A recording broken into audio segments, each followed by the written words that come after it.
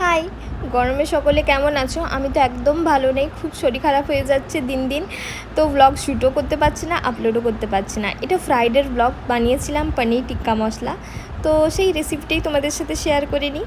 ফার্স্টে একটা ফ্রাইং প্যানে আমি 2-3 চামচের মতো সরষের তেল গরম করে নিয়েছিলাম। দেন আঁচটা নিমিয়ে 5 মিনিট পর তাতে 2 চামচের মতো বেসন আর ছোটো চামচের 1 চামচ লঙ্কা গুঁড়ো দিয়ে ভালো করে একটা পেস্ট বানিয়ে নিয়েছিলাম। দেখো কি সুন্দর কালারটা এসছে।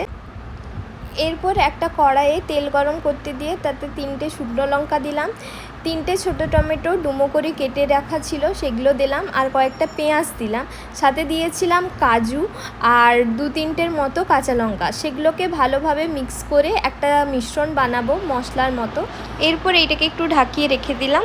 দেন একটা পাত্রে 4 চামচের মতো হাঙ্কাট নিয়েছিলাম, মানে জল ঝরানো টক দই।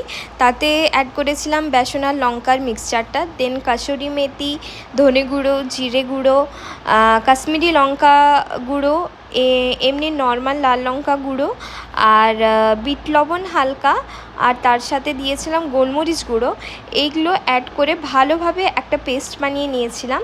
এই পেস্টটাতে আমি সবজিগুলো, মানে পেঁয়াজ বড় করে কেটে রাখা আর ক্যাপসিকাম বড় করে কেটে রাখা দুটোই ভালোভাবে ম্যারিনেট করলাম, আর তাতে পনিরগুলো আস্তে আস্তে দিয়ে ভালোভাবে ম্যারিনেট করে মোটামুটি 15-20 মিনিট রেখে দিলাম। এরপর ননস্টিক তাওয়াতে বাটার দিয়ে পনিরগুলোকে এপিট ওপিট ভালো করে ভেজে নিলাম, সাথে ক্যাপসিকাম আর পেঁয়াজগুলোকেও।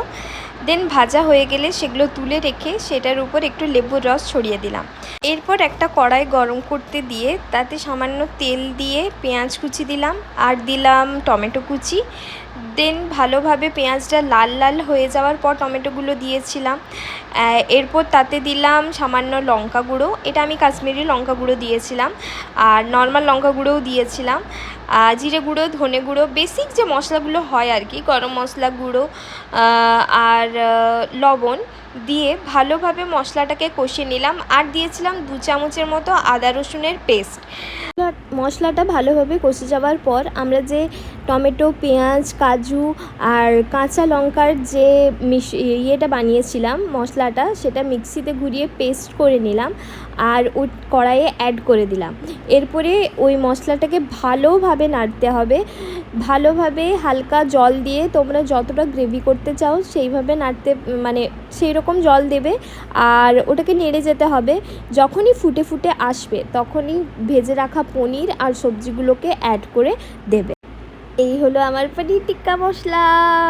ইয়ে।